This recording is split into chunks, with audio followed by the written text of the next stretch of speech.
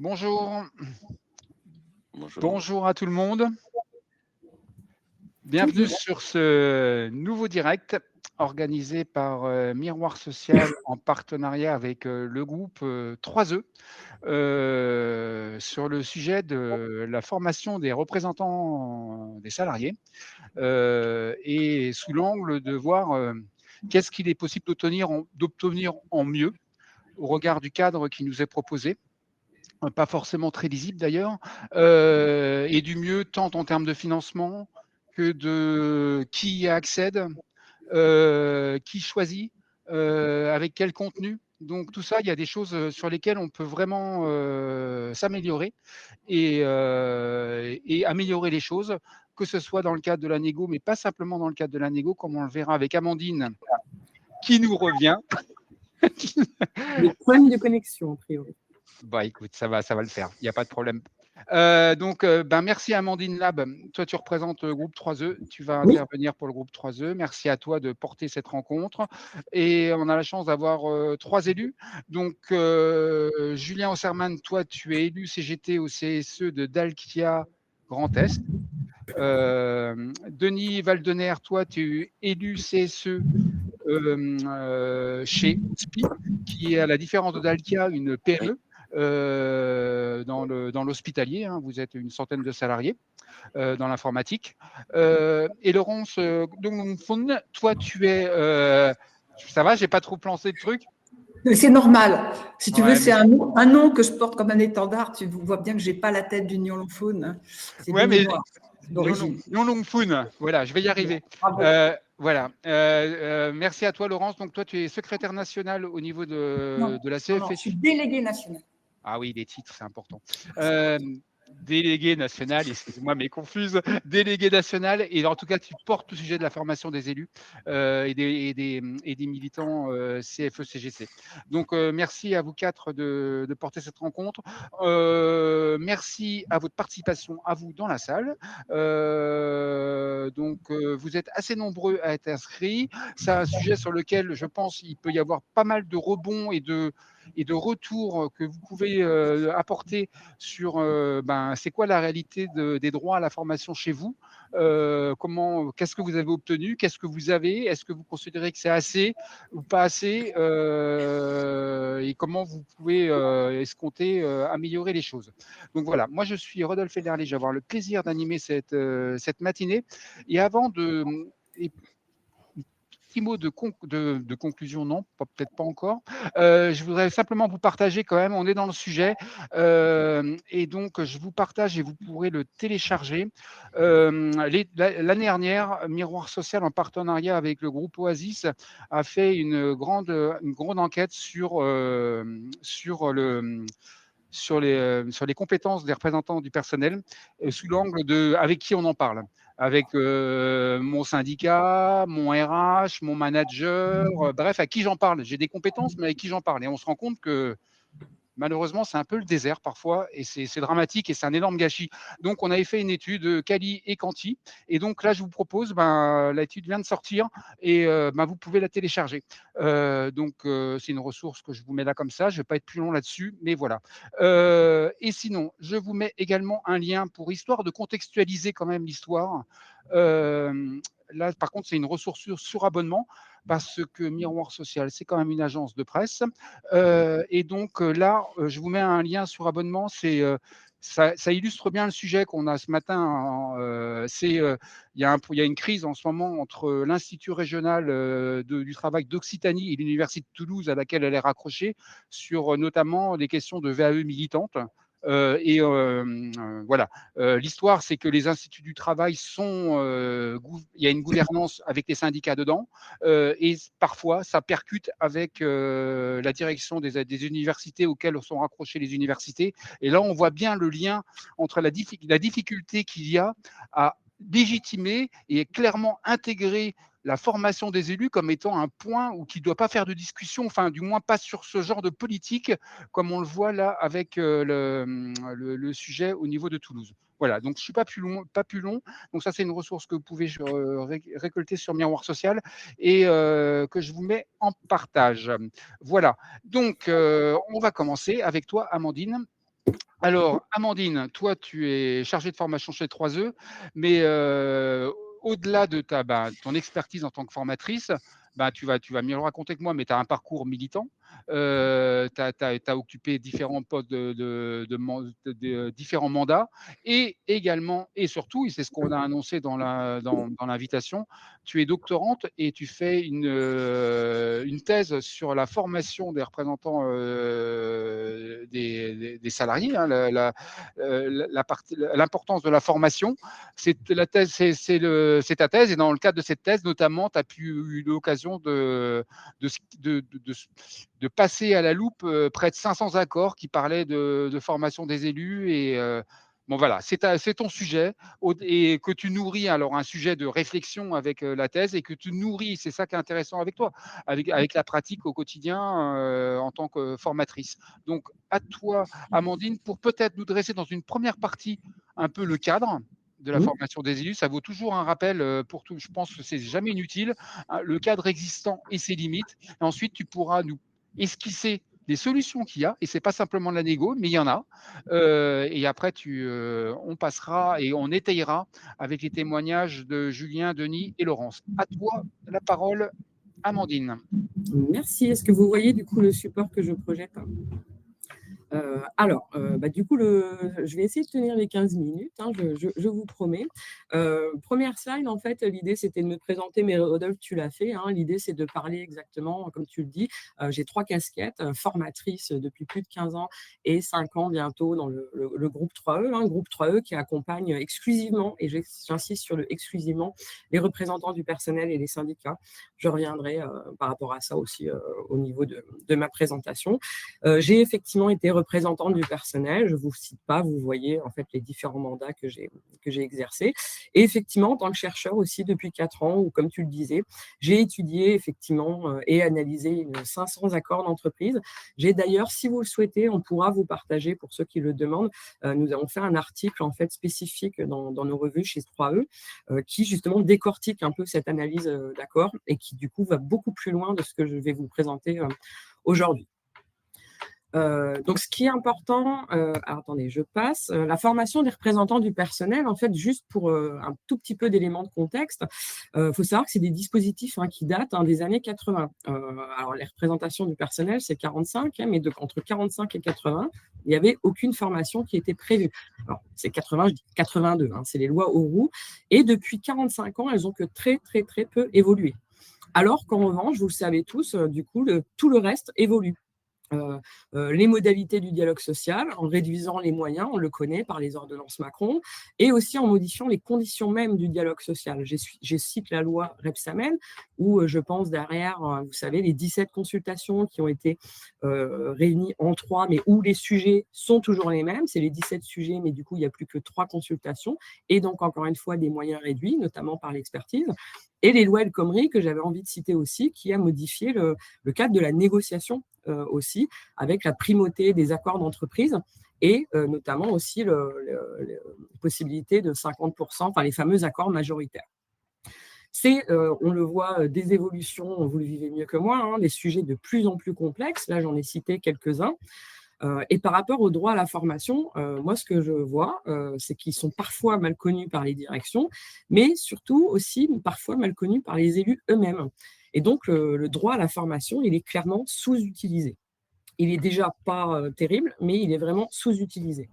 Et donc là, moi, ce que je vais vous présenter, c'est vraiment rappeler le minimum du Code du travail, en précisant que chez vous, peu importe là où vous travaillez, il y a peut-être déjà du mieux par accord d'entreprise, par rapport à des usages. Ce que moi, je vais rappeler, c'est vraiment le minima. On va réfléchir à comment obtenir du mieux et par quel biais, quoi obtenir. Et puis, je reviendrai à la fin du direct avec 3 points en termes de conclusion. Une petite précision qui me semblait importante pour éviter toute confusion. Je le vois aussi au quotidien. Il existe des droits à la formation des représentants du personnel et il existe des droits à la formation syndicale. Ce sont bien 2 droits différents. Là, j'ai vraiment très brièvement mis les différences. Formation syndicale, alors on l'appelle comme ça, mais en vrai, elle est beaucoup plus, elle s'appelle congé formation économique, sociale, environnementale et syndicale, et la formation des élus à droite. Et donc, vous verrez qu'il y a donc évidemment des différences, formation syndicale pour les syndiqués ou non et privés d'emploi, pour les représentants, la formation des représentants. Les organismes de formation concernant la formation syndicale, ce n'est uniquement que les 7 organisations syndicales reconnues et qui ont un agrément national et certains instituts spécialisés, c'est notamment les IRT comme celle de l'Occitanie dont on en a parlé, ils sont 11. Concernant la formation des représentants élus du CSE, là, il y a 2 organismes possibles uniquement, les organisations syndicales donc citées juste avant, et les organismes avec un agrément cette fois préfectoral comme 3E. Au niveau des jours, et c'est là qu'on va voir le lien, les congés formation syndicaux sont pour 12 jours ou 18 jours selon qu'on est animateur de stage ou appelé à exercer des fonctions syndicales. Et concernant la formation des représentants, en fait, ça va dépendre de la formation dont on parle. Mais là où c'est important, c'est qu'en fait, si ces 2 droits sont clairement différents, il faut savoir qu'ils sont liés. Et pourquoi? On le verra.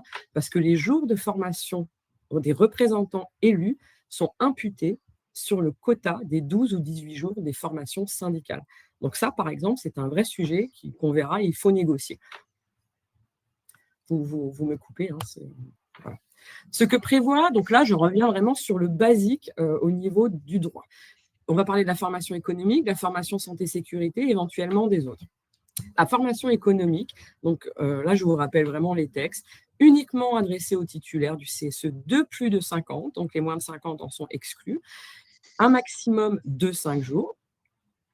C'est financé par le budget de fonctionnement du CSE. Elle est renouvelée à chaque mandat. L'organisme de formation est choisi par les élus. La durée de formation est donc imputable sur le congé formation des 12 ou 18 jours.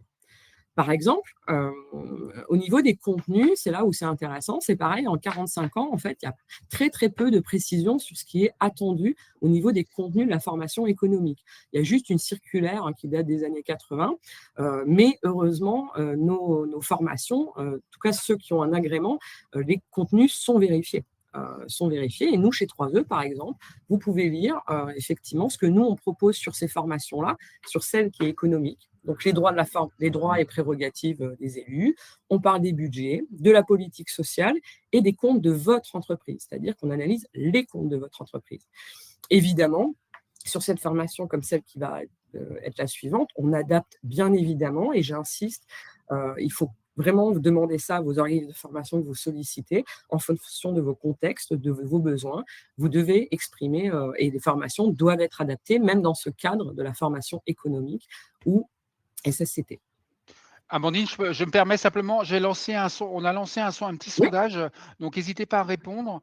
Donc, sur cette première partie, sur la formation éco, on vous demande est-ce que vous avez réussi à obtenir du mieux par rapport au droit. Donc, n'hésitez pas à répondre, on vous fera un petit topo quand. Et puis, il y a une question qui suit sur, après, j'anticipe ce que va dire un peu Amandine, mais sur les droits à la formation SSCT, est-ce qu'ils sont respectés? Ça, c'est la question subsidiaire qu'on vous pose. Donc, n'hésitez pas à répondre et on vous fera un petit topo. À toi, excuse-moi, Amandine. Pas de souci, ça me permet de me reposer. Ce que prévoit ensuite la formation SSCT, donc c'est la formation santé, sécurité et conditions de travail. Donc là, ce qui est essentiel et le minimum, je le précise dans le cadre du travail, cette fois, tous les CSE sont concernés, quel que soit le seuil. C'est-à-dire que même les moins de 50, les élus, on le voit ensuite, titulaires et suppléants, sont invités à faire la formation santé-sécurité. Il est précisé également, référent lutte contre le harcèlement sexuel et les agissements sexistes.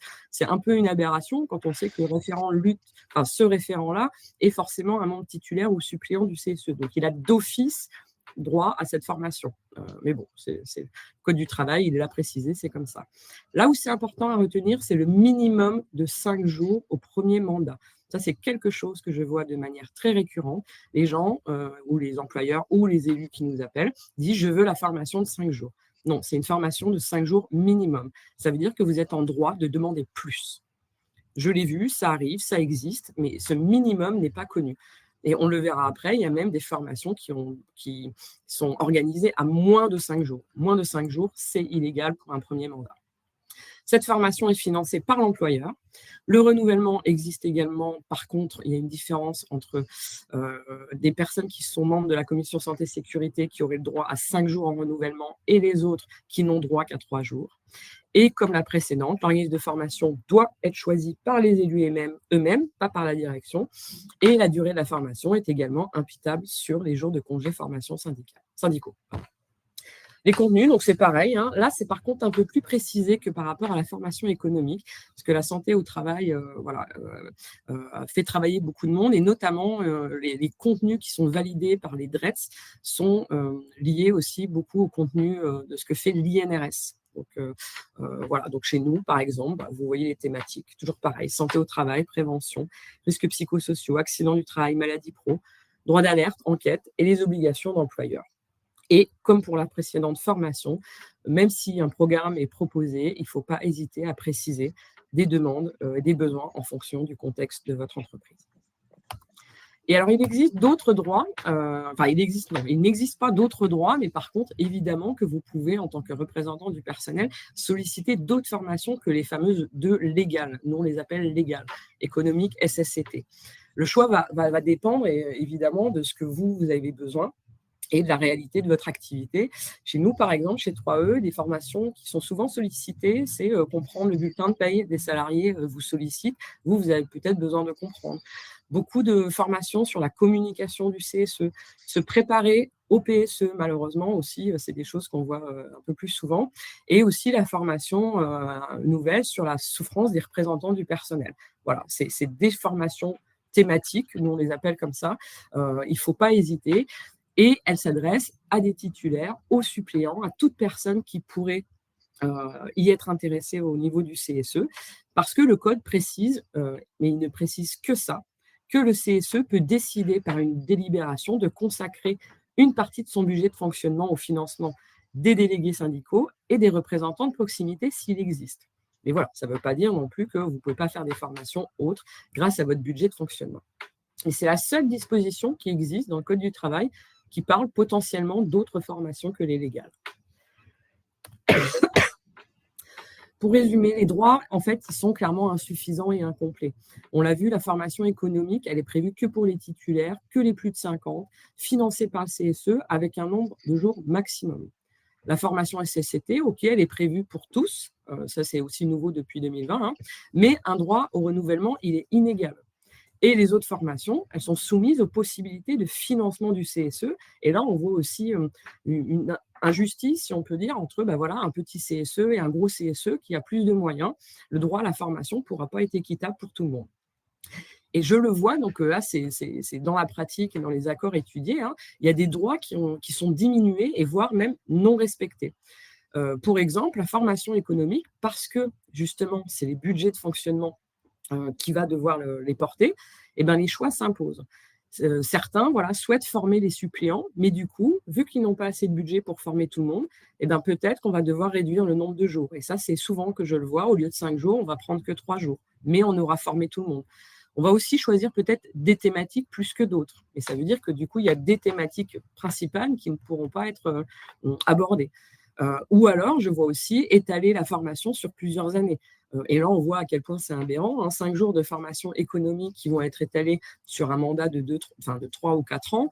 Là, on voit bien que c'est totalement insuffisant. Au niveau de la formation SSCT, là, ce que nous, on voit et ce que j'ai vu dans les accords, c'est que souvent, c'est l'employeur qui choisit l'organisme de formation avec l'argument du « c'est moi qui paye, donc c'est moi qui choisis ». Ça, c'est illégal. Parfois, ils le disent, vous me proposez 3 devis et c'est moi qui choisis. Il impose aussi un budget parfois en deçà du plafond. Ça aussi, c'est quelque chose d'illégal sur lequel il faut se battre. Il y a un plafond qui est défini et l'employeur ne peut pas refuser un organisme de formation s'il ne dépasse pas ce plafond-là, parce que c'est le choix des élus. J'ai vu aussi donc, des jours de formation réduits, alors que, j'insiste bien sur le fait que les droits prévoient un minimum. Et donc, si on dit que c'est minimum 5 jours, ça ne peut pas être 3 jours.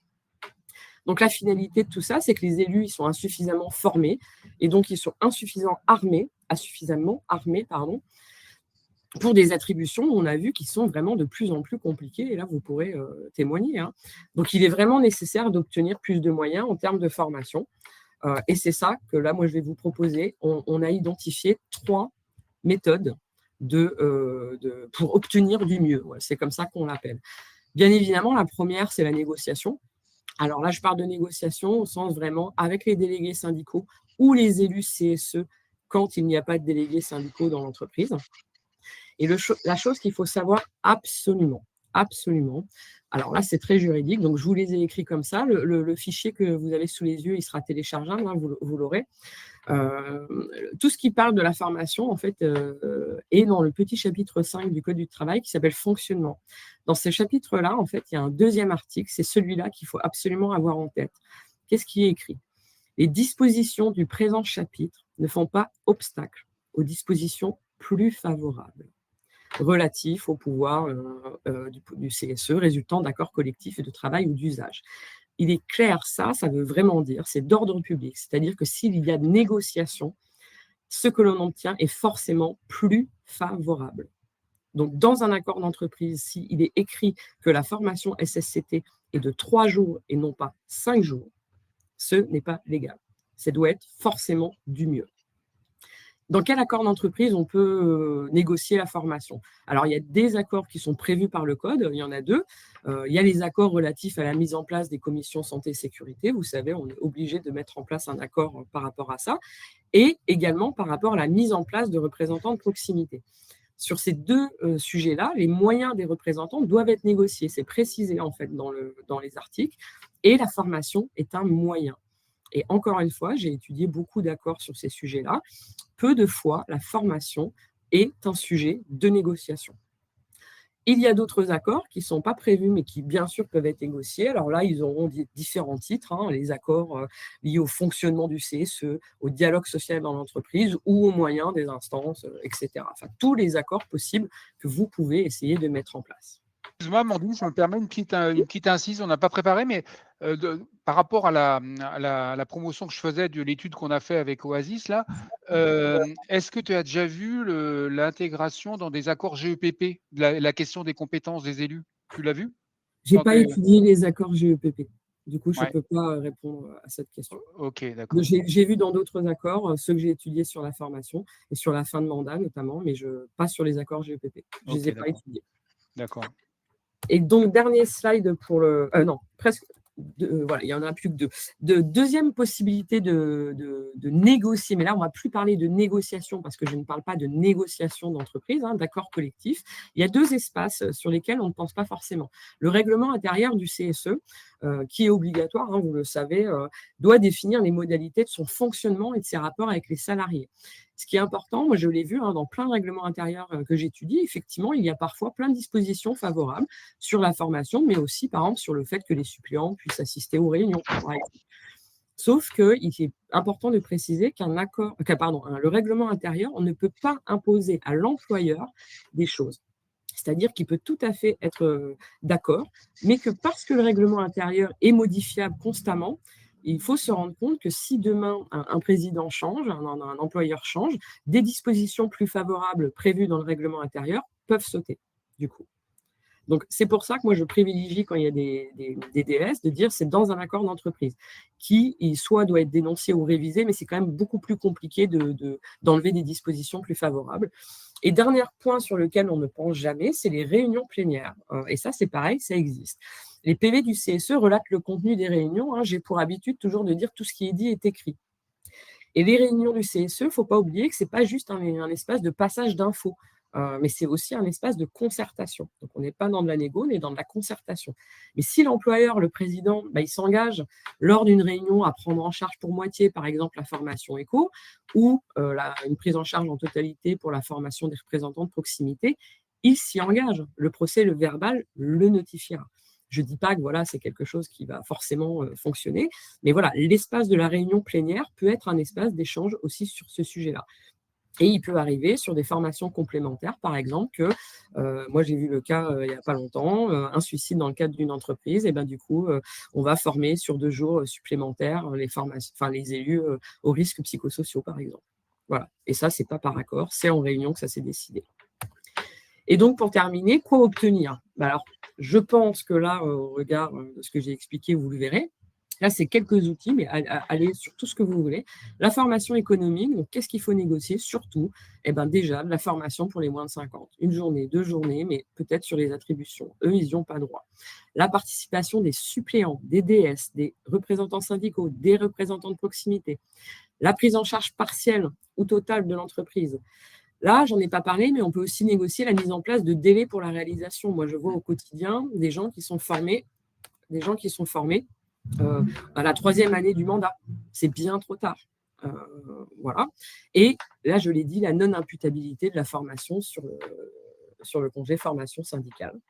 Pour la SSCT, qu'est-ce qu'il faut obtenir? Qu'est-ce que vous devez obtenir? Plus élevé que 5 jours de minimum de jours de formation. Là, participants, pareil, des représentants de proximité, délégués syndicaux, tout ce qui n'est pas prévu pour les membres pour la formation SSCT. Qu'il y ait une même durée, ça arrive souvent, je l'ai déjà vu, que tout le monde soit formé à 5 jours en renouvellement et pas 3 jours, 5 jours. Et les 2 derniers points, c'est les mêmes que le précédent.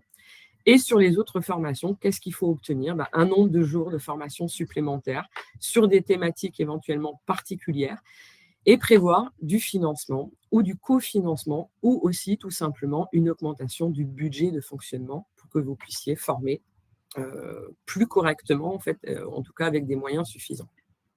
Voilà pour le moment. Je m'arrête là dans ma présentation. Je vous ferai 3 propositions à la fin. Merci beaucoup, Amandine, pour cette présentation qui donne pas mal de perspectives déjà, au-delà du, comme tu l'as bien souligné, au-delà du strict exercice de la négociation. Et donc la présentation que vous a présentée Amandine, vous pouvez la télécharger, elle va revenir de toute façon et elle vous sera adressée à l'issue de la présentation. Donc, vous l'aurez par moult moyens. Julien Osserman, donc toi, tu es représentant CGT chez Dalkia, Grand Est. Alors, si tu peux nous expliquer, vous avez réussi à obtenir chez Dalkia, enfin, ce n'est pas le cas dans toutes les entreprises, et avec des moyens surtout, des représentants de proximité, vous avez accordé une grande importance, vous notamment CGT, aux représentants de proximité. Donc, les représentants de proximité chez Dalkia ont des heures. C'est une chose. Et en plus, il y a une spécificité chez vous qui est quand même intéressante. Vous avez 2 catégories de RP, les représentants de proximité, on va dire classiques, et des représentants de proximité dédiés C2SCT, avec des moyens en heures supplémentaires. Donc, vous avez 2 catégories de RP. Et à partir de là, ça m'amène à la question, Julien, vu que vous avez réussi dans le cadre de la négo à obtenir des heures pour vos RP, est-ce que ça a été facile d'obtenir le fait qu'il soit clairement intégré dans la formation SSCT, excusez-moi, pour l'acronyme. Est-ce que ça a été une évidence pour la direction de dire, voilà, logiquement, on prend en charge la formation? Non, ça n'a pas été du tout naturel pour la direction. Nous, on a accès, ils sont déjà venus en nous proposant des heures pour les RP de leur propre gré. Donc, nous, on a accès après la négociation sur la formation et on a réussi à l'obtenir. Sachant que, comme tu le disais, on a une spécificité, c'est qu'on a des RP C2SCT, donc on en a 3 par établissement. Et donc voilà, quoi. On a réussi à avoir ça.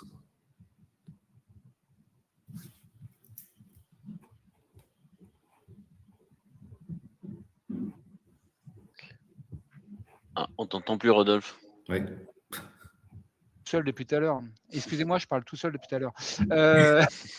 Excusez-moi. Attends, avant de repasser la parole, Julien, je voulais faire un petit truc sur le sondage qu'on a lancé avec Amandine. Donc, sur avez-vous réussi à obtenir du mieux pour la formation éco? Vous êtes 60% à dire oui. Vos droits sur la formation SSCT sont-ils respectés? 88% oui. Donc, on va dire c'est super positif pour l'instant les résultats par rapport à l'échantillon présentatif que nous avons ce matin. Et donc, n'hésitez pas à étayer dans les commentaires, dans le chat, c'est quoi le mieux et sur les formations SSCT également, si c'est respecté, où est le mieux? Donc, excuse-moi, Julien, je t'ai coupé, mais je voulais simplement savoir,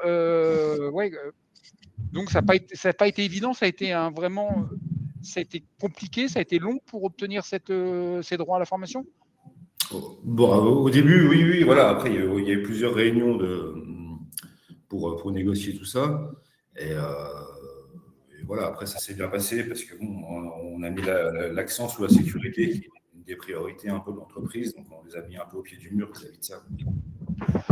Alors, vous avez mis en avant la sécurité et quid la question pour vous, quand on en a parlé en préparation, l'importance pour vous aussi des RP pour le renouvellement des équipes aussi. Et est-ce que une direction, elle y est sensible, à cet argument du renouvellement des équipes syndicales? Chez nous, pas vraiment. Nous, on a une approche où on a une équipe plutôt jeune, donc on n'a pas connu les DP, on n'a pas connu le CHSCT, etc., etc. Donc, on n'a connu que le CSE et du coup, les RP, on s'en sert vraiment comme un tremplin, un peu l'antichambre du CSE, que ce soit au niveau syndical où on s'en sert pour poser nos questions, qu'on approfondit après en CSE, ou même d'un point de vue syndical militant, où voilà, les gens qu'on fait un peu rentrer au CSE, ils passent déjà un peu par la case RP, que ce soit RP traditionnel ou C2SCT, pour après accéder au CSE. Julien, il y a une question, si tu peux y répondre peut-être à l'oral. C'est combien d'heures pour les RP C2SCT et les RP classiques, c'est combien les heures Les qu'ils ont? RP classiques, c'est 12 heures par mois et les C2SCT, c'est 20 heures. Okay. Sachant qu'on a réussi, on a négocié aussi, on a un grand périmètre, donc on est dans tout le Grand Est. C'est que les heures de déplacement ne sont pas imputées sur les heures de délégation. C'est en dehors. Ok, ça, Amandine également en avait parlé dans les périmètres de négo. Ok, super. Ok, et vous avez également obtenu que, outre les représentants de proximité, les représentants syndicaux au CSE puissent également être éligibles, puissent participer à cette formation. Là aussi, facile, pas facile, il a fallu ferrailler? Pas facile au début, ils étaient un peu réticents. Mais bon, après, voilà, un représentant syndical, il siège aussi au CSE, même s'il n'a pas le droit de vote. Il est quand même là pour donner un peu la ligne, porter la voix de l'organisation syndicale et du syndicat. Donc, il a toute sa place en CSE, quoi. Ok. Alors, c'est qui a choisi l'organisme de formation? C'est vous ou la direction? Ouais, au début, c'était eux. Traditionnellement, historiquement, c'était eux qui s'en occupaient, soi-disant par facilité. Et voilà, on est revenu vers eux pour leur dire qu'en fait, non, le Code du travail ne dit pas ça et que c'est à nous de choisir l'organisme de formation, quoi. Et ça, comment ils l'ont pris? Parce que ça, c'est la nouvelle équipe. Enfin, vous représentez la nouvelle équipe, c'est l'ancienne équipe qui acceptait que la direction choisisse. Oui. C'était pratique pour eux, hein. On leur réservait l'hôtel, on leur réservait tout ce qu'il fallait et eux n'avaient rien à faire. Ok. Donc, voilà, on est revenu un peu là-dessus. On a vite compris que voilà, ils nous orientaient vers des organismes de formation compatibles, on va dire, avec la direction. Voilà. Donc là, c'était la stricte application du droit, comme l'a dit tout à l'heure Amandine, et ça s'est fait c'est passé comme une lettre à la poste, a priori. Donc, c'était l'application du droit. Oui. Ouais, ok. Mais il fallait simplement le rappeler, quoi. Sauf pour la formation C2SCT, ça a été un peu plus compliqué. Le fait qu'ils ne choisissent pas? Le fait qu'ils ne choisissent pas et que nous, on s'est formé C2SCT, notamment la CGT. Et ça, c'est pas. Ils ont eu un peu de mal avec ça. Ils ont fait traîner, voilà. Ok. Ah oui, ok. En fait, qu'on soit clair, en fait, la formation éco, vous l'avez faite avec 3E, c'est ça? Avec 3E, c'est ça. Ok. Et la formation SSCT, vous l'avez fermée avec le réseau CGT? C'est ça, voilà. Ok, très bien. Très bien. Comme quoi, les deux peuvent s'articuler. Amandine, tu pourrais revenir peut-être là-dessus, sur cette articulation entre les deux. Ok. Et sur la formation éco, justement, que vous avez fait avec 3E, dans quoi là, vous l'avez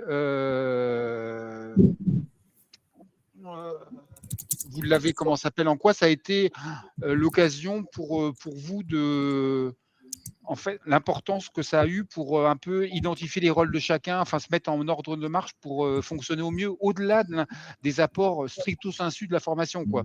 Le côté d'être en collectif pendant une semaine, ça fédère, ça crée une dynamique, quoi. Oui, ça fédère, ça crée une dynamique et puis ça ça nous laisse un peu le temps de réfléchir au fur et à mesure de la formation, de qui fait quoi et quelle orientation on veut donner pour les prochaines années quoi, au CSE. Ça nous donne y a des idées qui fusent un peu partout. Ça nous permet de noter un peu tout ça et de dégrossir un peu le travail. Alors, attends, Julien, un petit topo sur. Là, je ne sais pas quand est-ce que les formations elles sont déroulées. Là, actuellement, par rapport au nombre d'élus, tous les élus du CSE Grand Est sont formés. Vous êtes complètement dans les clous dans l'histoire, là. Oui, oui, on a tous été formés. Oui. Ok, et vous avez une vision sur les renouvellements, comme quoi c'est pas, on ne se forme pas à un moment, puis on va se former 15 ans après. C'est quoi vous avez une stratégie de formation? Au niveau du CSE, c'est-à-dire que c'est un peu compliqué parce que on a des ES qui ne veulent pas se former avec nous en même temps. Enfin, voilà, des petites guéguerres un peu internes.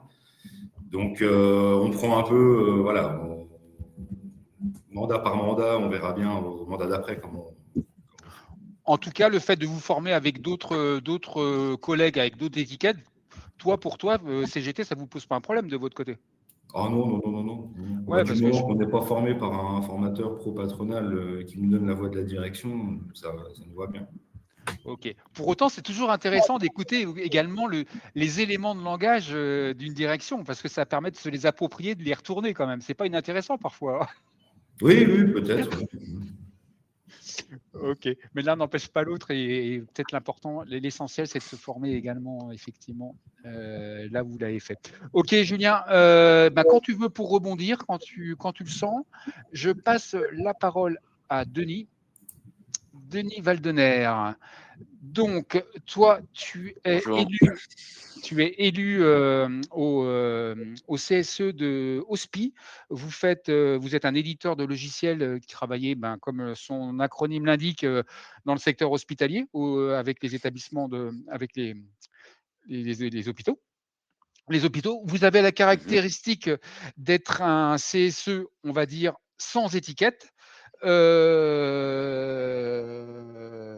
Et donc, c'est un sujet qu'on va voir avec toi.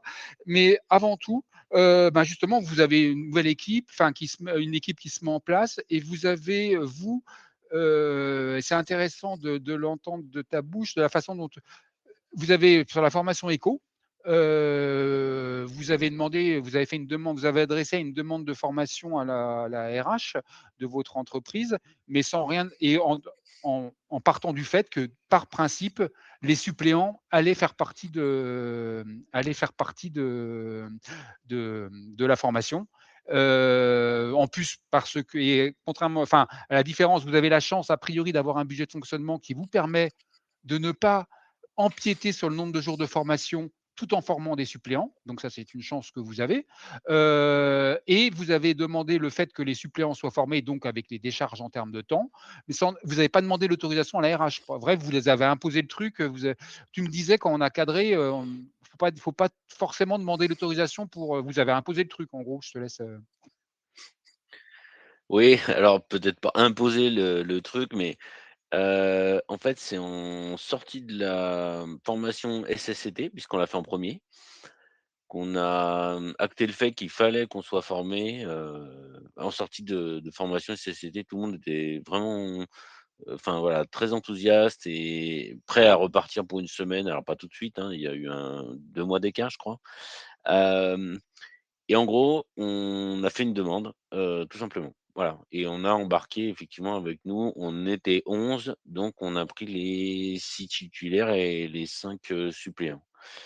On est parti du principe que, plutôt que de demander si on a le droit et d'avoir une réponse polie qui nous dit que non, il vaut mieux, demander carrément, et comme ça mettra un petit peu, la RH ou l'employeur devant ses responsabilités, puis enfin, il sera obligé de dire non à quelque chose, qu'on qu'on présente comme étant, acquis.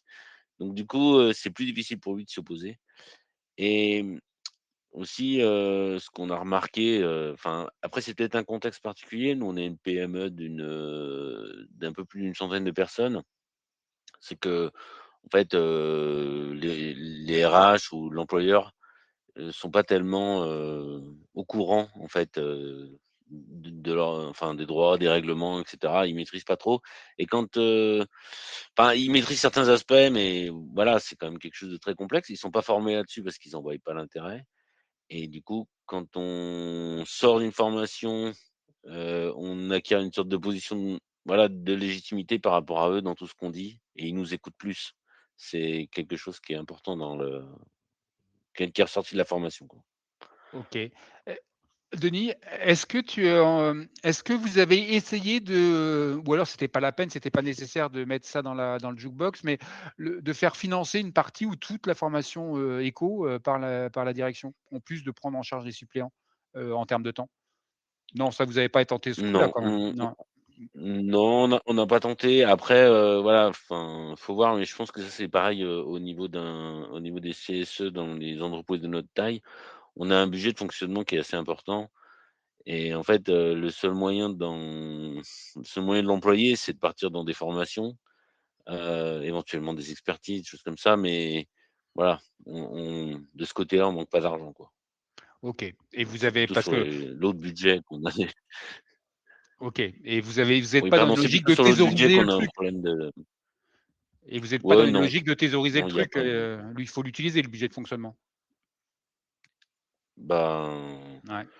oui, voilà, c'est pas ça se reconstitue, si on a besoin, il y a pas de voilà. Ouais, OK, très bien. C'est Comment? non, non, je disais, c'est nous, ce qui nous a paru le plus important, c'est quand même d'inclure les suppléants. Ça, Ouais, c'était très bien, vraiment, ouais, le point le plus ouais, important, OK, qui est et pas ça gagné, mais ouais. même ça parce que c'est quand même que la direction accepte ça, c'est du temps des gens qui vont pas être, entre guillemets ou qui vont pas être qui peuvent être potentiellement considérés comme improductifs pendant le temps qu'ils vont se former, au titre de leur mandat, quoi. Bah, oui, oui, effectivement, hein, des fois, c'est même, enfin, on en a même quelques-uns qui étaient presque rétifs parce que bon, bah, la culture, voilà, hein, les gens quand ils sont pas au travail, ils ont l'impression de voler le patron donc c'est presque, mais je pense que vraiment la formation SCCT leur a donné, la perspective, ils ont compris l'intérêt de la formation et je dois dire que le précédent mandat, ils avaient été formés dans un mauvais contexte. En gros, on est une entreprise informatique, on leur a parlé de chaussures de sécurité et du coup, ils ont pas fait de formation CSE après parce qu'ils se sont déjà énormément ennuyés pendant la formation, SSCT. Quand on a une formation SSCT vraiment ciblée sur notre métier, qui parle des risques psychosociaux qui sont les plus, prégnants chez nous, ça donne vraiment envie de continuer et de se dire: «Bon, comment on va pouvoir, voilà, utiliser nos droits et nos prérogatives, pour, mettre des choses en place, quoi». Ouais, très bien éclairage, et d'ailleurs, tu me disais qu'a priori, la formation, SSCT, elle a été gage d'une forte appropriation parce que dans la foulée, pratiquement, vous avez lancé, un droit d'alerte, c'est ça, hein? Vous avez lancé une alerte sur Oui, oui, oui, bah, il un y a en fait, ça a vraiment, en plus, enfin, il y a eu une actualité au même moment dans l'entreprise qui est rentrée, enfin, voilà, qui s'est passée et qui correspondait au thème de la formation. Donc ça a vraiment enfin, voilà, on a vraiment fait du pratique, pendant la formation et les gens ont tout de suite vu la relation entre ce dont on parlait en formation et ce qui se passait en même temps, dans l'entreprise. D'ailleurs, Heu, c'est presque pendant la formation SSCT, c'était presque compliqué de rester, purement simplement sur les aspects SSCT et de pas déborder sur les aspects CSE parce que, du coup, voilà, les 2 sont très liés par rapport à ce qui se passait, au même moment, quoi. Le ouais. fait, d'avoir des consultations notamment et cetera. Alors, tu en as un peu parlé, Denis, mais vous êtes un CSE sans étiquette. Il n'y a pas de délégué syndical, donc c'est le CSE qui est en première ligne, hein, sans étiquette. Ça change quoi? C'est quoi le rapport à la formation? Tu en as un peu parlé sur des gens qui ont avant tout un boulot. Il n'y a pas de permanent chez vous, hein, il n'y a pas de permanents syndicaux. Vous avez tous un Mmh, travail, à accomplir, et des tâches liées à ça, et ben, tu me disais, ouais, des gens qui, des scrupules, des scrupules ou pas être à l'aise sur le fait de se former en tant qu'élu. Là, je reprends ton expression, on a l'impression d'avoir volé l'impression de voler du temps. Est-ce que vraiment comment se pose le sujet de façon plus globale dans un CSE comme le tien, sans étiquette ou pour autant, il y a un paquet de sujets qui se présentent? Hem, oui, c'est là que enfin, quand on a commencé à parler des élections, moi, j'ai pu observer qu'il y avait une très forte, opposition à la présence de syndicats. Et des gens étaient vraiment voulaient pas en entendre parler, des gens qui étaient éventuellement candidats disaient qu'ils voulaient pas participer au CSE si jamais il y avait des syndicats dedans, vraiment c'est quelque chose bon, c'est particulier à notre entreprise, mais il y a une crainte, une mauvaise image, des syndicats, qui voilà et en ce sens, la formation SCCT, là où elle a vraiment eu de l'importance, c'est d'expliquer aux gens qui en ont pas forcément conscience, l'étendue des droits qu'on a, notamment, voilà, que l'employeur, doit protéger notre santé physique et psychique et ça, c'est des choses, les gens, bah, n'en ont pas conscience et quand on leur explique, qu'on leur donne des exemples et cetera et ben, tout d'un coup, ils prennent conscience de ces droits, ils prennent conscience du fait que et ben, il va falloir les défendre, même s'ils ont des sensibilités politiques, on va dire, voilà, un peu opposées, presque pro-patronales. Tout d'un coup, ils comprennent que quand même, là, il y a des intérêts qui sont à eux, qui appartiennent à des gens qui les ont élus et ils ils prennent plus facilement des responsabilités. Alors qu'avant, bon, ben, Ouais, clair. voilà, ils voyaient des fois le CSE comme, un bureau des étudiants et il faut organiser des fêtes. Et puis, là, ils se rendent compte qu'il y a un vrai aspect de droit, qu'il y a des gens qui peuvent être mis en danger, qu'on est là pour y veiller, quoi. Ouais, très bien. Heu, Très bien et j'ai oublié la relance que j'avais, hem oui et sans avoir l'impression, le truc important, sans avoir l'impression de monter au créneau, mais sans avoir l'impression de jouer contre son camp. On est d'accord? Parce que c'est un peu le sujet que peut avoir un élu qui est pas militant dans une organisation syndicale et cetera, de s'opposer à des stratégies, à des mises en place ou de révéler des dysfonctionnements. Certaines ou certains peuvent avoir l'impression de jouer contre leur camp, non? Hem, oui et c'est ce qui est un peu moi, c'est ce qui m'a frappé, c'est les gens, ils ont aussi comme, ils ont assez peur finalement. C'est étonnant surtout dans notre secteur où, il y a beaucoup de turnover. Les gens s'ils sont pas contents, ils s'en vont. On est un secteur dans l'informatique où on trouve, quand même relativement facilement, du travail ailleurs si jamais on n'est pas, satisfait de comment ça se passe et malgré ça, voilà, les gens, ils sont quand même très prudents, ils ont peur de ce qu'on va leur reprocher, ils ont peur de se voir, désignés comme, tenant un discours, d'opposition, donc ils vont sans arrêt essayer de de bien sécuriser tout ce qu'ils disent et c'est là aussi que la formation elle aide parce qu'elle montre que c'est pas juste des revendications, ou des caprices en gros ou des voilà, c'est vraiment basé sur du droit, et c'est des choses importantes. On peut pas déroger au droit en fait. Ouais, Ça très bien. c'est quelque chose qu'il faut qu'ils s'approprient. OK, parfait, très bien. Merci à toi, Denis. Alors, on a perdu, Laurence.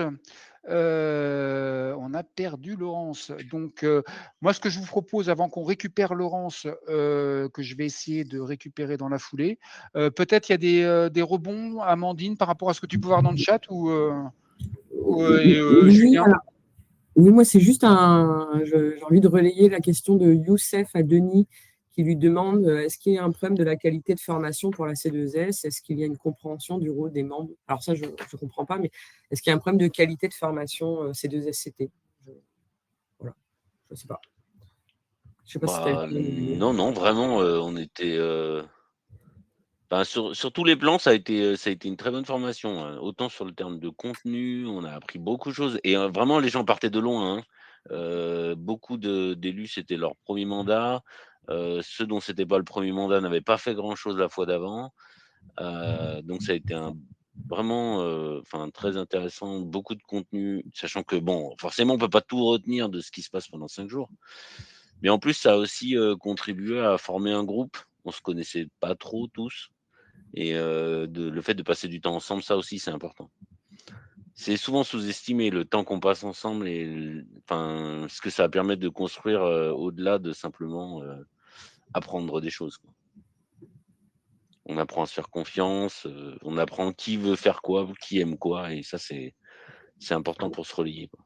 Alors moi, je me permets une petite une incise là, enfin, justement, en attendant que Laurence vienne nous rejoigne, Julien et Denis, par exemple, vous voyez, normalement, tout CSE doit produire un rapport d'activité sur son bilan, quoi. Comme le fait la direction sur son rapport de durabilité, son rapport d'activité, ben, le CSE doit faire la même chose pour dire qu'est-ce qu'il a fait dans l'année écoulée. Je ne sais pas si vous faites l'exercice, hein, ça peut être considéré parfois comme un peu fastidieux, mais toujours est-il, c'est un élément de communication, si c'est bien fait et pas chiant, qui peut intéresser les salariés. C'est pas simplement dire, comme Denis, tu l'as dit, on a organisé tant de voyages, on a organisé tant de chèques cadeaux, machin truc, etc. sur la partie ASC, qui est quand même le gros truc.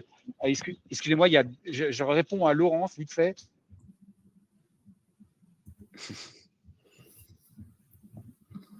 Oui, on fait pas ce rapport d'activité. C'est quelque chose que j'ai zappé et je vais le noter parce que effectivement, ça peut être une bonne idée de revenir sur l'année écoulée. Là, ça fait 1 an de mandat, hein. Je t'entends pas, Rodolphe. Alors, je sais pas si ton micro est coupé.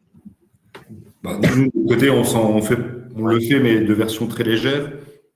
Nous, on s'en sert plutôt d'un point de vue syndical sur des tracts. Vu le délai toujours un peu long pour transmettre les PV de CSE aux salariés, entre les différentes signatures, etc., etc. Nous, on fait dans les 3-4 jours, on fait un tract syndical sur ce qui s'est dit dans les grandes lignes au CSE.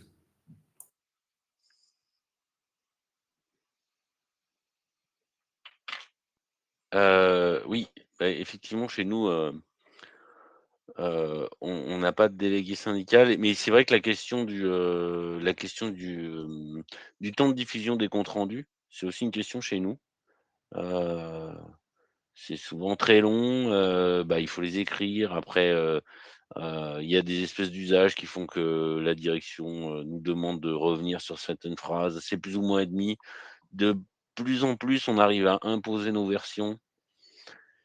Mais voilà, ça c'est quand il y a des usages qui sont en place, c'est difficile de revenir dessus comme ça, pareil, sans paraître trop, agressif ou revendicatif, quoi. Voilà, Alors, mais ça prend son temps, mais ça progresse. excusez-moi, je galère pour récupérer Laurence. Alors, faut que tu baisses ton micro, Rodolphe. Ah ouais. Ouais. Excusez-moi, je galère pour retrouver Laurence, en fait, il y a un problème sur Livestorm de serveur, alors qu'on est connectés tous ensemble, bien gentiment, mais ça a sorti Laurence. Enfin, je comprends pas trop. Moi, ce que je voulais simplement dire, et après, Amandine, peut-être que on pourra continuer, on va moduler, hein, on va moduler le conducteur. Mais yes. Oui, bah, un petit souci, hein, je suis dans les Cévennes. Alors, si vous voulez, il y a des événements climatiques, il y a des choses comme ça dans les Cévennes, des fois, Bon, il n'y a pas en des tout très cas, bonnes connexions. c'est pas Livestorm a priori. Bon, Donc, OK, Laurence, ben écoute, je vais pas faire mon incise et on va continuer avec toi. oui, Donc, toi, tu es délégué, pas secrétaire, délégué national CFE-CGC à la Confédération et tu portes le sujet de la formation des élus. Et donc, d'ailleurs, tu témoignes dans l'étude qu'on a fait avec Oasis, hein, donc hein, tu témoignes. Merci à toi d'ailleurs là-dessus. Et toi, tu mesures déjà ce que disait, parce que je rebondis sur ce que disait Denis. Denis qui est dans une PME dans le secteur hospitalier d'une centaine de salariés. Et Denis expliquait comment pouvait être vue l'intégration d'une section syndicale dans une PME et surtout syndiquée. Et toi, tu me disais, après, tu vas pouvoir expliquer en quoi tu constates que la problématique qu'il y a pour les mandatés de se former, de bâtir des stratégies de formation, et cetera, quand on est mandaté, délégué syndical. Mais tu disais en amont, tu peux comprendre que ce ne soit pas la priorité d'un délégué syndical, surtout dans une PME, tu voyais l'exemple, où la galère que c'était pour implanter une section Oui, CFE-CGC. Je ne parle même pas d'une section CGT. oui. Une section CFE-CGC dans une PME, où c'était très compliqué, et c'est clair que le mandaté en question, la formation, ça allait pas être son sujet prioritaire. Il avait d'autres choses à penser pour pouvoir affirmer sa légitimité. Ou alors il se trompe, j'en sais rien, mais à toi. Alors, je vais vous raconter, c'est une histoire terrible, je trouve. Un an, je suis contactée par un jeune homme de moins de 30 ans, père de 2 enfants, pour des problèmes de décision unilatérale de son patron non respecté. Le PME de 165 personnes. Et au fil de la conversation, on se rend compte qu'il n'y a pas de CSE, en fait, dans cette entreprise. Ça n'a jamais été mis en place. Donc, notre organisation a envoyé un courrier à la direction pour demander la mise en place d'un CSE. Et le PAP, figurez-vous que la date choisie par le PME, c'était le 26 décembre. Donc, on a été à cette réunion, on a négocié et ensuite, ils ont attendu le maximum pour pouvoir faire la première réunion de CSE. Cette réunion était prévue en présentiel et 1 heure avant le début de la réunion, le patron a demandé à ce qu'elle soit faite en distanciel. Donc là, nouveau coup de fil de notre élu qui nous dit non, ça va pas du tout. Donc, ce que je veux dire en relatant cette histoire, c'est que les droits qu'ont les salariés sont pas connus par les salariés, souvent, surtout en matière syndicale. Et donc, ils ont souvent besoin d'un coaching au plus près quand ils sont en face de la problématique. Donc, bon, et on a fait la formation, enfin, ils ont fait la formation en présentiel lors de la réunion en présentiel. Ouais. Et lors de cette réunion, il y a eu vraiment une attitude d'intimidation du directeur, qui a d'ailleurs conduit à la démission de 2 élus FO. Voilà. Donc, pour vous dire que c'était quand même assez violent. Mais ce que je tire de cette histoire, déjà, c'est la volonté de la jeune génération de faire respecter ses droits, ce que je trouve vraiment très bien. Il y en a toujours eu, bien entendu, mais là, ils n'ont pas de doute sur les droits qu'ils ont. Et ça, c'est une excellente nouvelle pour le syndicaliste de demain. Et c'est ce que je voudrais dire aussi, c'est que les droits à la formation, déjà, il faut les connaître, savoir combien on en a, ce qui n'est pas le cas. La plupart des salariés le savent pas. Et ensuite, comment on les exerce, c'est-à-dire comment ils sont financés, et aussi comment on gère l'absence. Donc, je vois par exemple dans certains accords, alors EDF est un accord particulièrement bienveillant, mais il y a des compensations données pour les gardes d'enfants. Et c'est d'autant plus important qu'on est dans une civilisation où il y a beaucoup de séparation. Donc, la garde des enfants est un très gros problème. Et en plus, on a quand même 25% de notre population qui est à la retraite.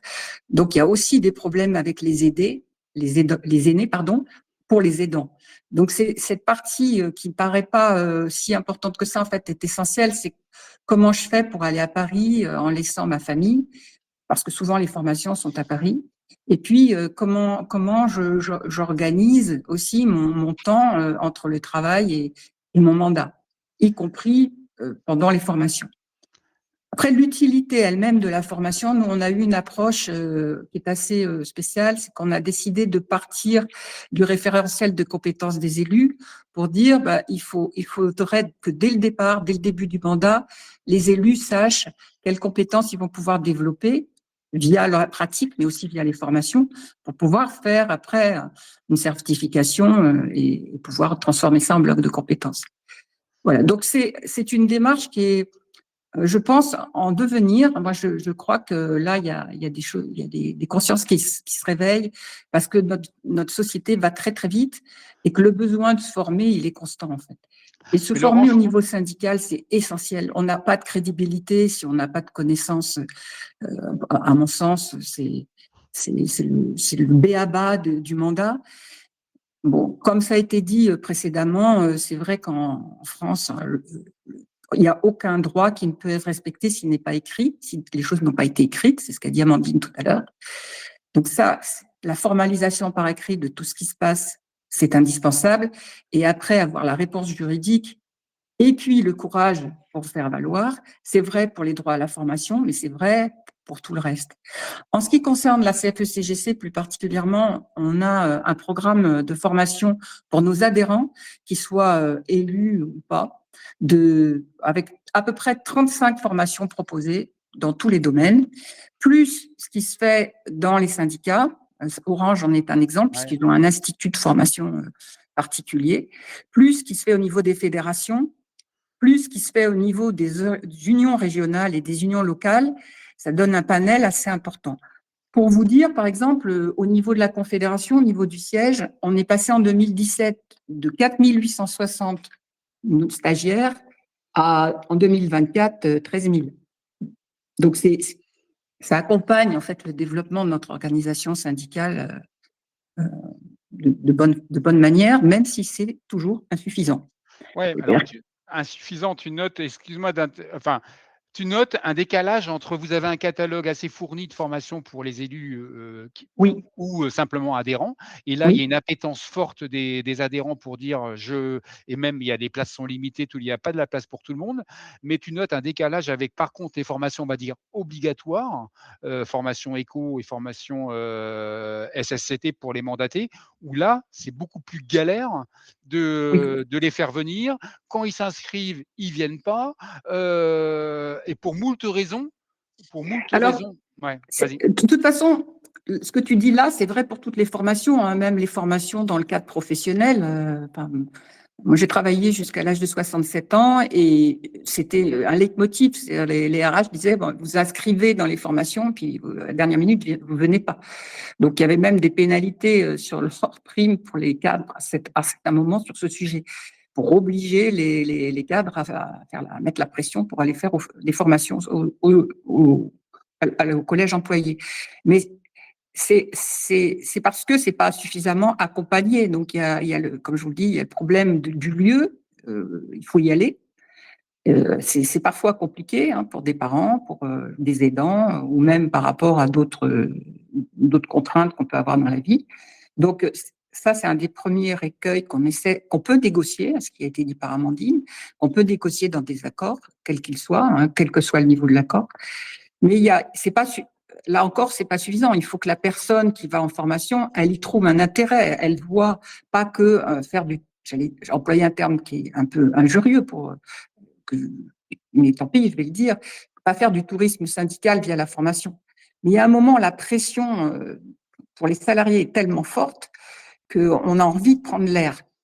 Et aller en formation, ça peut être prendre de l'air. Voilà. Donc, dans notre organisation, tout est gratuit hein, pour le salarié. Hein, c'est-à-dire que pour l'adhérent, il ne paye rien. Il ne paye ni les frais de déplacement, ni les frais d'hôtel, ni les frais de repas, et pas la formation non plus. Une formation d'une journée, c'est entre 800 et 1200 euros quand même. Donc, c'est pas ça qui freine. C'est pas le coût qui freine. Et même pour les formations qui sont obligatoire, c'est pas le coût qui freine, c'est plutôt l'organisation et surtout voir l'intérêt de faire ça. Donc l'intérêt, c'est d'avoir plus de poids vis-à-vis de la direction et puis d'enrichir ses connaissances personnelles, bien entendu. Alors je t'entends pas, Rodolphe. Je sais que tu parles. Amandine réagissait dessus. Enfin, effectivement, tu l'as vu où l'exemple de la prise en compte de la garde d'enfants, l'équilibre vie privée quand une militante ou un militant va se former? Par exemple, je l'ai vu dans un accord. Excusez-moi, hein, comme je suis avec le téléphone, c'est pas terrible. Dans un accord, je crois EDF. Voilà, dans l'article 2.2, développement des compétences. Prise en charge des frais de garde supplémentaires engendrés par un départ en formation sont de même applicables selon les modalités prévues aux mandatés. D'accord, intéressant, ouais, effectivement. Oui. Bon, alors après, ça se passe EDF, Orange, avec les moyens. C'est pas, mais en tout cas, c'est possible. C'est possible de le faire et c'est pas non plus c'est possible de le faire. C'est clair. Ça, c'est un très bon exemple. Merci à toi. Laurence, un petit point sur lequel je voulais te relancer, c'est dans l'entreprise, est-ce que toi, tu vois on a parlé de formation syndicale, mais est-ce que tu vois la place des élus et des mandatés dans les plans de développement des compétences leur intégration, leur éligibilité en tant que mandaté sur un plan de développement, formation managériale, des formations beaucoup plus. Oui. Ouais, Oui, tu l'as vu. en fait, Ouais.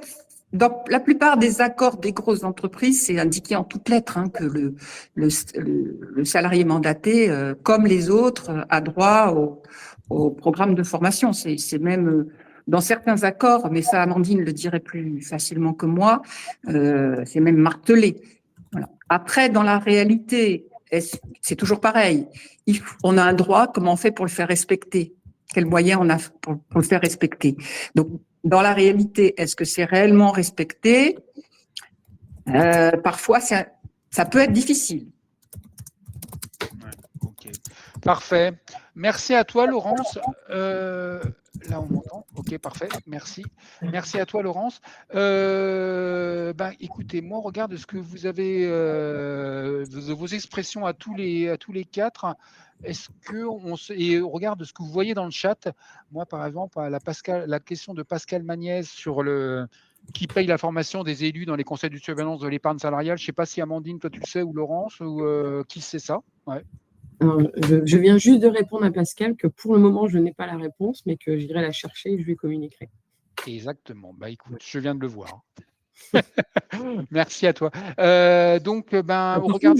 Juste par rapport à ça, je pense, alors c'était pas du tout prévu, mais juste en termes de comparatif, pour que vous puissiez voir à quel point le droit de formation représentant des salariés est absolument insuffisant, hein, c'est mon leitmotiv, c'est qu'en fait, si vous reprenez le droit à la formation des administrateurs salariés, donc attention, c'est pas du tout la même chose. On est bien ceux qui font partie des conseils d'administration en fait des entreprises, et donc du coup ceux-là ils ont un pouvoir délibératif, hein, voilà.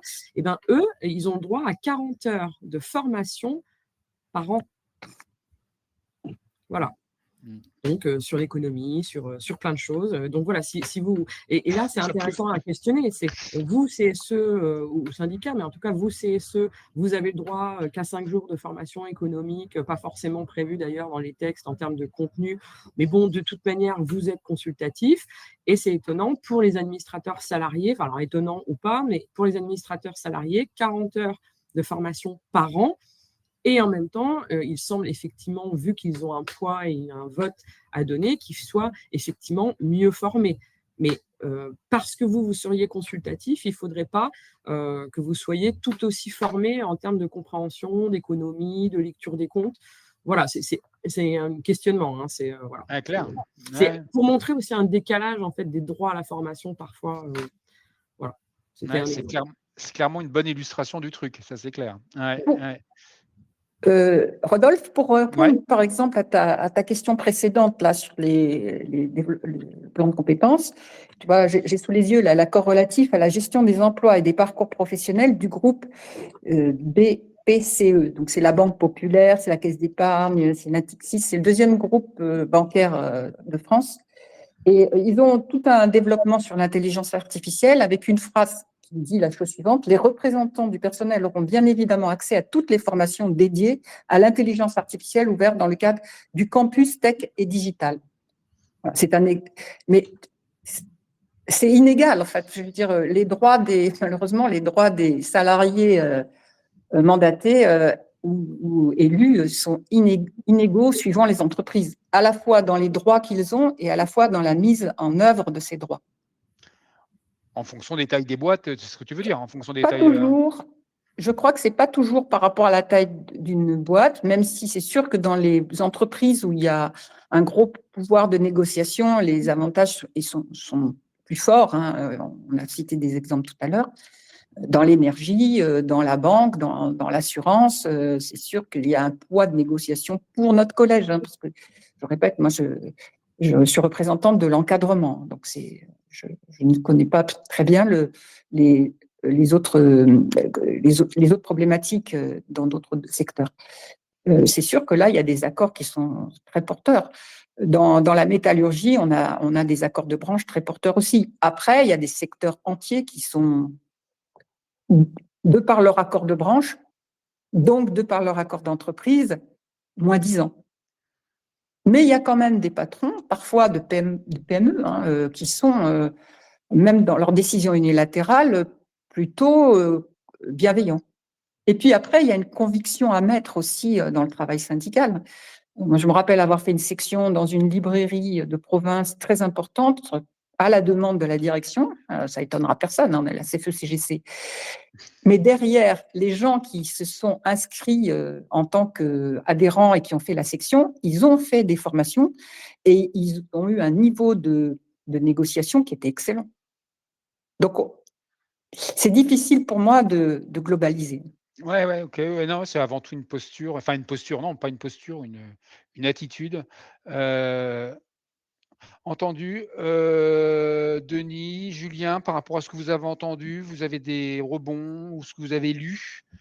N'hésitez pas, c'est le moment. Non? Mmh. Ouais, dans le chat, on a un petit peu parlé en fait des histoires de PV, donc je voulais juste dire qu'effectivement enfin c'est le droit c'est une chose, mais après pour arriver à le faire appliquer,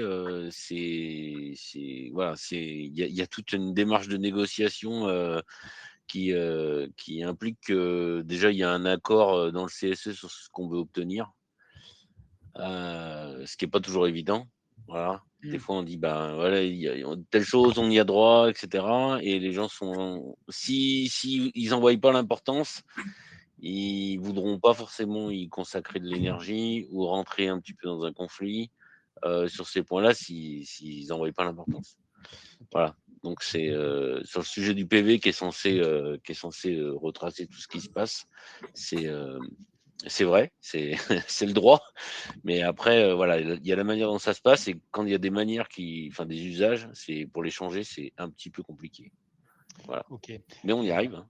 Alors, Si tout le monde c'est en pas voit l'intérêt, forcément le sujet de ce ça passe. matin, mais par contre, on peut se former à faire des bons PV enfin, pour qu'ils soient lus. Parce que c'est ça aussi, on peut se former à être lu. Un exercice difficile. OK. Julien? Oui, pareil, sur les PV, où tout à l'heure je disais qu'on faisait des tracts, oui, on fait des tracts, c'est pas des PV, bien sûr, hein. C'est pour juste être dans les grandes lignes de ce qui s'est dit de la réunion de CSE d'il y a 2-3 jours, et pour faire de l'information syndicale, tout simplement. OK, mais là, on est dans la formation. OK. Ah merde, on a perdu Laurence. Mince, heureusement qu'on l'a eu. Amandine, moi, il y a le point que je voulais dire avant qu'on récupère Laurence avant que je l'oublie, enfin, c'est de dire que, et je le partage, enfin, moi, j'ai rarement vu, je trouve ça un peu dommage, mais alors il n'y a pas de jugement de ma part là-dessus, parce que le temps, etc. Mais j'ai rarement vu un rapport d'activité, je parlais de rapport d'activité des CSE. Et ben, moi, je trouve qu'il y aura un intérêt quand même à ce qu'on puisse voir des CSE, des petits ou des gros, de dire dans leur rapport, leur bilan, dire voilà, donc, les élus, il y en a combien qui ont été formés, ils se sont formés où, sur quel sujet, pendant combien de temps. C'est des éléments qui peuvent donner envie à des autres, des salariés qui ne sont pas encore adhérents, et a fortiori pas élus, etc., de dire que dans un CSE, on est capable d'acquérir des compétences, de l'expérience, acquérir des choses qui sont dans le dur. Et moi, trop rarement, je ne vois pas assez, je ne vois pas, enfin, j'espère un jour voir un rapport d'activité qui market, on va dire dans le bon sens du terme, l'engagement en formation des élus, parce que c'est aussi une façon d'affirmer sa légitimité par rapport à la direction, se faire ça. Je ne sais pas ce que tu en penses, Amandine, mais… Oui, alors est-ce que c'est une manière de lancer sur ma conclusion qui est préparée? Ça peut être exactement ça, Amandine. Ouais, et ben alors du coup, je repartage parce que j'y viens effectivement. Là, mon idée, en fait, c'était de terminer sur 3 points. Alors, la communication, ça sera le dernier. Donc, je peux aller sur cette conclusion-là ou tu veux que je réponde tout de suite, Rodolphe? Non, non, non, non, excuse-moi, excuse-moi, je vais pas faire j'ai pas entendu, je regarde, j'essaye de récupérer Laurence. Je t'ai pas entendu en fait. Bon, non, écoutez, là, moi, mon idée, parce que j'y viens sur la communication, dès que j'y répondrai, mais là, en Ok. tout cas, moi, je voulais terminer Vas-y. mon intervention sur 3 points. Un point plutôt positif, mais alors, ce n'est qu'une proposition de loi, mais en tout cas, le 3 mars a été déposée une proposition de loi, alors le nom est indigeste, hein, visant à renforcer les obligations de l'employeur en matière de prévention, de traitement des violences sexistes et sexuelles au travail et adapter le monde professionnel à la réalité des violences conjugales et sexuelles. Et donc, dans cette proposition de loi, en fait, il est prévu un renforcement du rôle des représentants. Donc, il va falloir être attentif, en fait, à ce qui se passe là, parce qu'au-delà des droits à la formation, parce qu'ils prévoient, en fait, une formation obligatoire sur ces sujets-là, ils ont même prévu, dans la proposition de loi, une durée, alors, vous voyez, minimale, hein, encore une fois, n'oubliez pas le minimum maximum de 3 jours, avec, évidemment, un écart entre les renouvellements de 2 à 3 jours, mais il prévoit aussi de la négociation dédiée, une augmentation du nombre d'heures. Enfin, voilà, là, il y a quelque chose sur lesquels vous, élus, vous allez devoir être attentifs. Alors, nous, n'ayez crainte, hein, chez 3E, s'il se passe quelque chose, on vous enverra, on fera des brèves, on expliquera. Mais en tout cas, là, il y a peut-être quelque chose au niveau du droit à la formation qui va être amélioré. Voilà. Je voulais aussi aborder, et là on l'a vu en fait pendant 1h30, c'est compliqué, des fois il y a une confusion entre formation syndicale, formation pas syndicale, et donc du coup il ne faut pas aussi oublier, je me suis noté que malheureusement, ou pas, mais en tout cas c'est un constat, aujourd'hui il y a de plus en plus de représentants CSE qui ne sont pas affiliés à une organisation syndicale. On est dans le cadre d'OSPI, hein, où par exemple on a adapté la formation économique en mettant une journée justement sur la négociation quand on est élu CSE et non pas délégué syndical.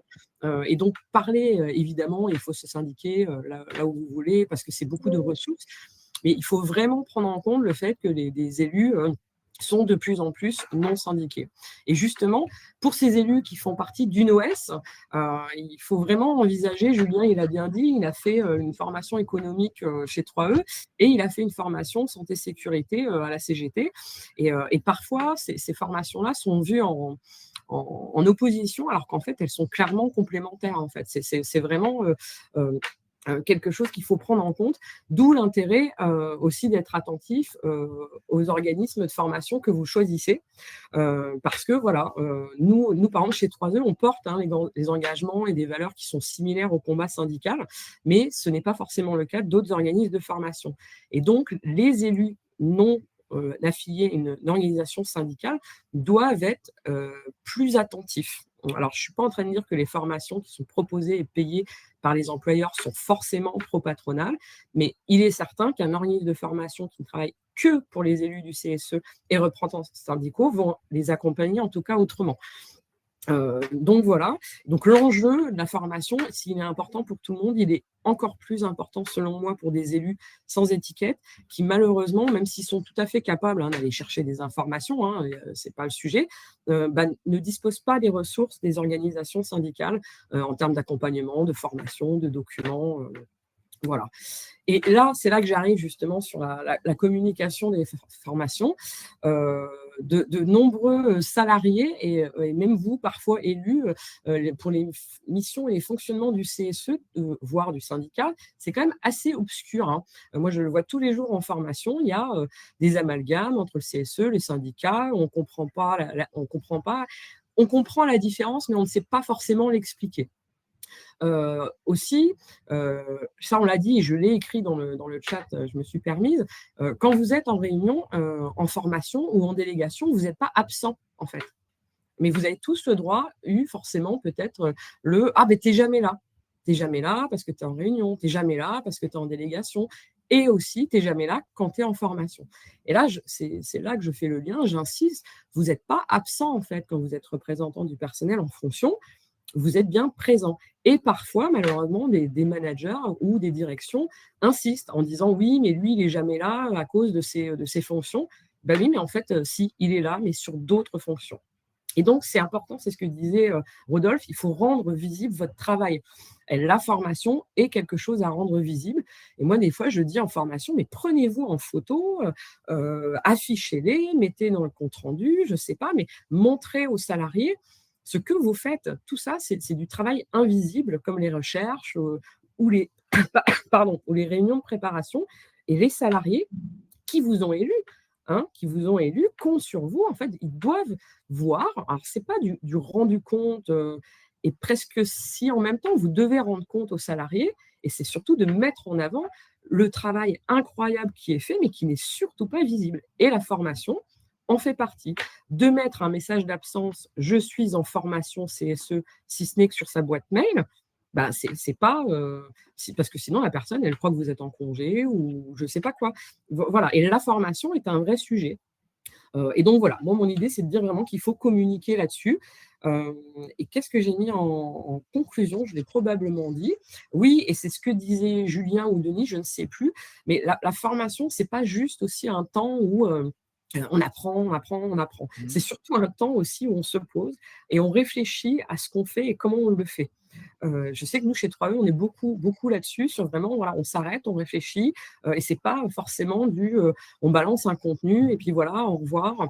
C'est voilà, on s'arrête, on réfléchit, et plus vous serez formé, plus vous serez armé, mieux vous ferez face, à la direction.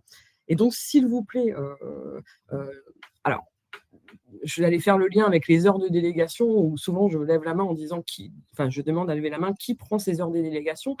C'est très rare. Il y a beaucoup de gens qui ne prennent pas toutes leurs heures de délégation. Et donc, la formation, c'est pareil. Moi, mon idée, c'était de vous dire, vous pouvez obtenir du mieux, voilà comment vous pouvez le faire et voilà ce que vous pouvez obtenir. Donc maintenant, allez-y, mais à minima, je vous invite à utiliser les droits minimums, c'est-à-dire faire les formations, d'utiliser vos heures de délégation en totalité. Voilà, je ne sais pas si le message est passé, mais voilà, pour moi, c'est bon. Merci Amandine. Ouais. Alors il nous reste, une petite 10 minutes, donc c'est très bien pour, ouvrir un peu les chakras et ben, tu as parfaitement répondu. En fait, ta réponse était dans ma question bon bref, la suite bon bref, ta réponse était dans ma question, c'est ça? Un truc comme ça, non? Non, j'en Mm. sais rien.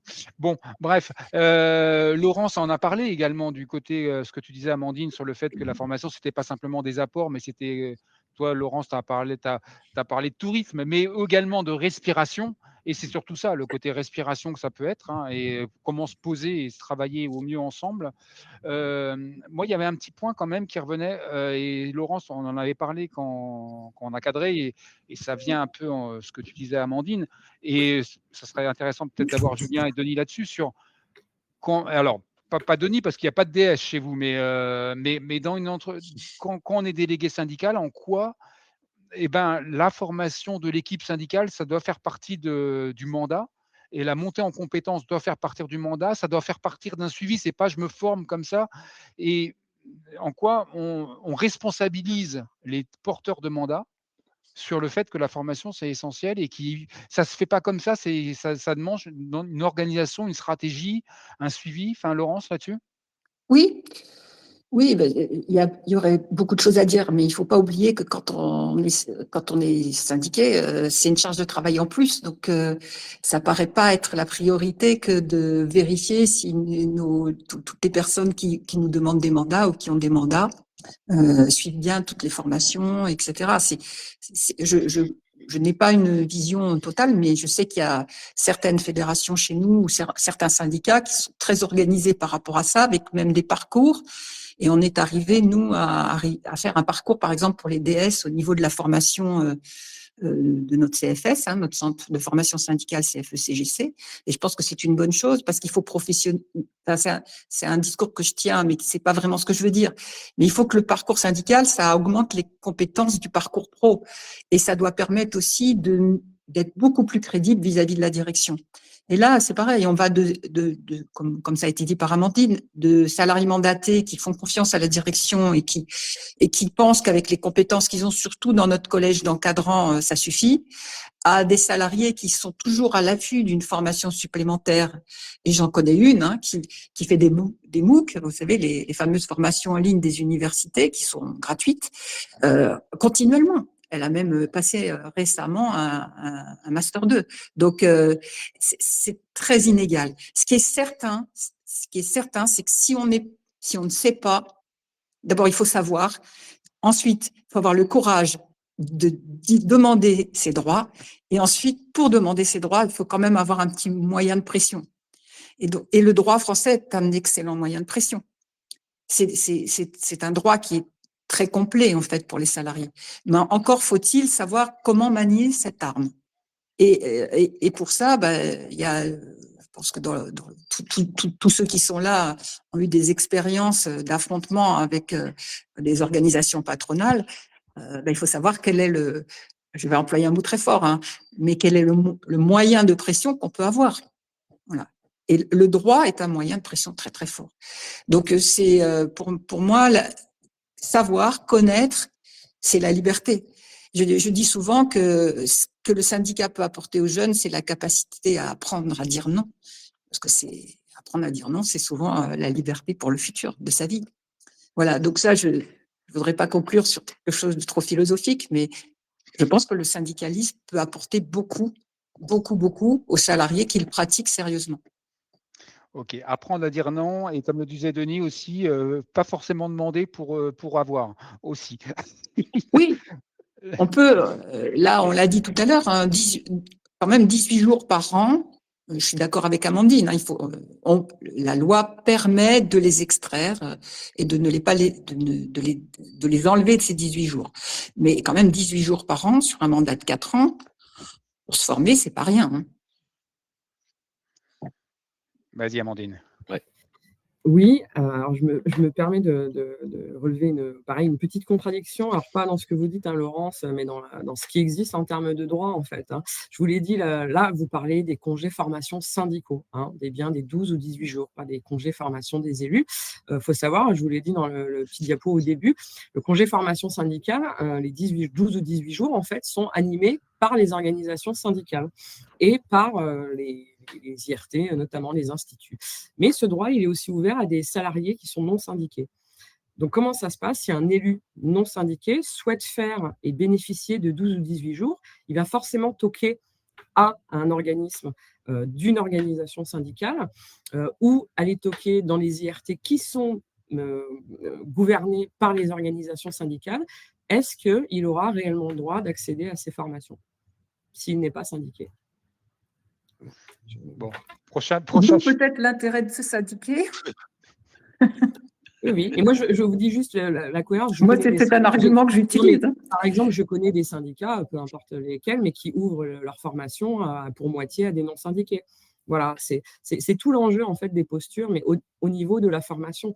Là, il y a quelqu'un dans le chat qui dit pour avoir un mandat, chez nous, en formation obligatoire.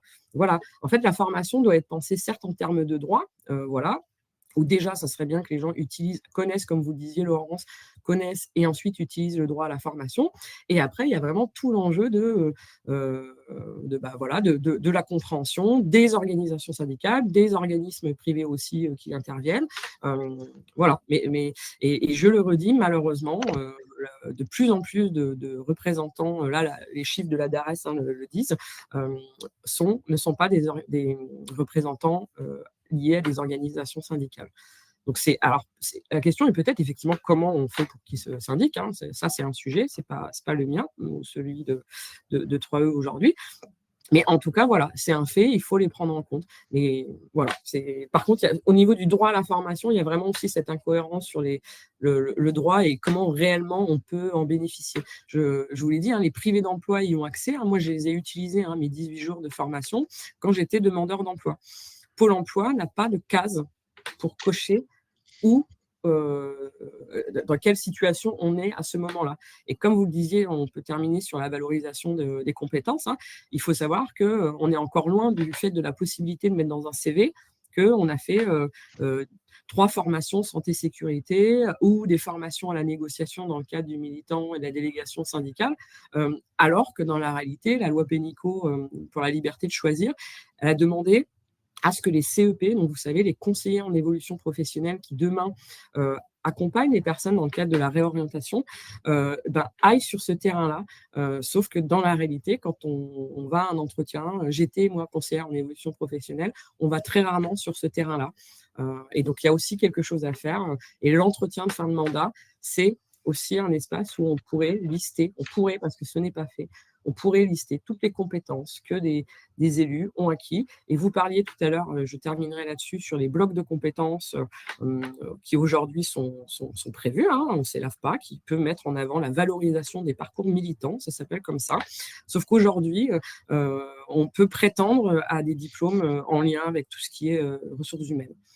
Donc, la question se pose, est-ce que réellement, quelqu'un qui a négocié ou qui a fait des tonnes de formations, qui est extrêmement compétent parce qu'il a fait une vingtaine d'années de mandat, souhaite aller sur la valorisation d'un diplôme d'assistant paye, assistant juridique ou DRH?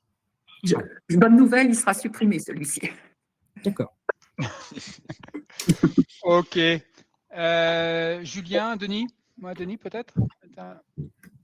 Ouais, moi je voulais juste revenir Vas-y. sur l'aspect sur l'aspect communication, parce que même si c'est un truc qui ne, effectivement, il y a un rapport avec la formation parce que cet aspect, qu'est-ce qu'on communique, comment on communique auprès des salariés, c'est quelque chose dans lequel on est beaucoup en insécurité.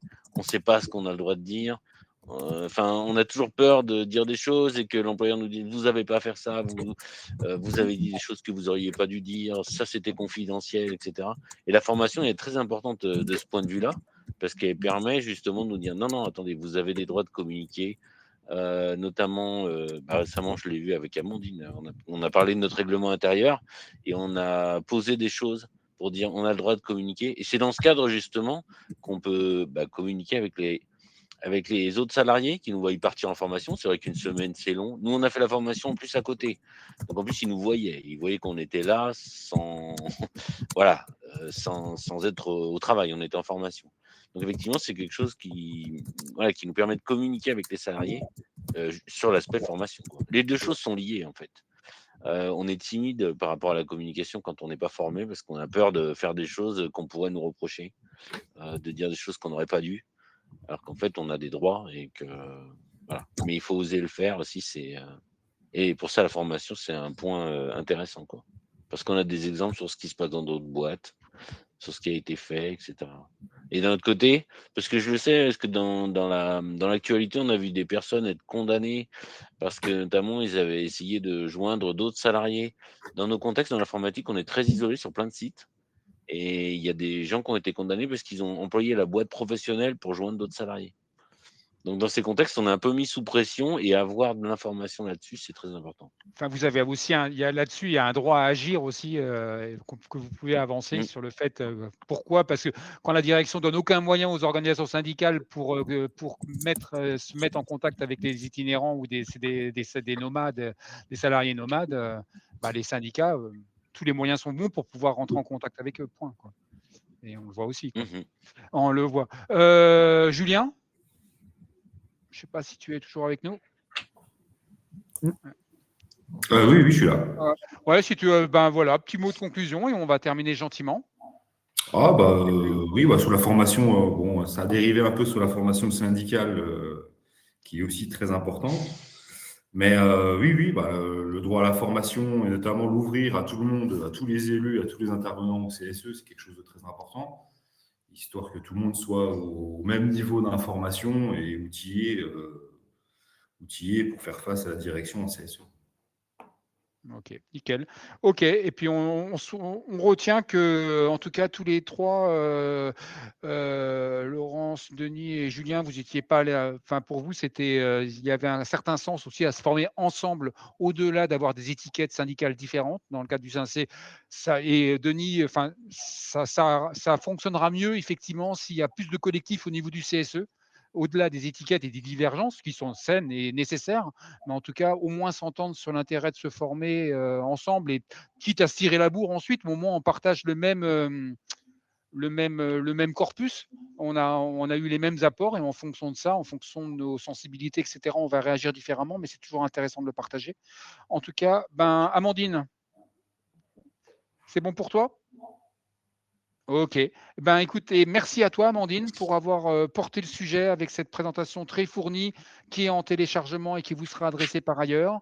Merci à toi, Laurence, Denis et Julien, d'avoir mouillé la chemise pour partager vos retours. Et merci à vous dans la salle pour votre participation.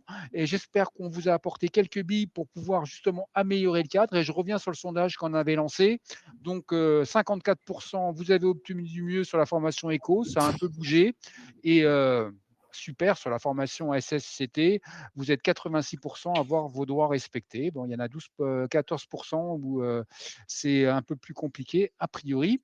Et donc, il y a matière à ne serait-ce que faire appliquer le droit. Bah, écoutez, synthèse à suivre. Prochain direct d'ici 15 jours sur un sujet que je vous annoncerai, qui est en train de mûrir, voilà, et qui arrive, et synthèse à suivre. Et en tout cas, merci beaucoup pour votre participation. N'hésitez pas à vous partager des retours d'expérience, notamment en termes de formation, ce que vous faites, comment vous valorisez ça. C'est vraiment important je pense vraiment, je vous ai introduit un peu la matinée avec l'étude qu'on a faite. La formation, c'est vraiment une pierre angulaire pour pouvoir affirmer. C'est pas un blanc-seing, la formation, c'est pas un passeport intégral, mais en tout cas, c'est quand même un gage de légitimité à faire valoir de façon justifiée et sans que ce soit un passe-droit ni quoi que ce soit. C'est pas je le redis, pas un passeport, parce que parfois il y a un peu ce travers en France avec la formation et notamment le diplôme. Mais en tout cas, se former, c'est acquérir de l'expérience, du collectif et de la capacité à agir, et dans le bon sens. Donc très bien. Voilà. Bah, écoutez, je vais couper ce direct. Je vous souhaite une excellente journée et à bientôt pour un prochain direct de Miroir Social. La bonne journée à vous tous. Bonne journée à tous. Voilà, et je vous ai mis le lien débrief. Je vais couper. Hop.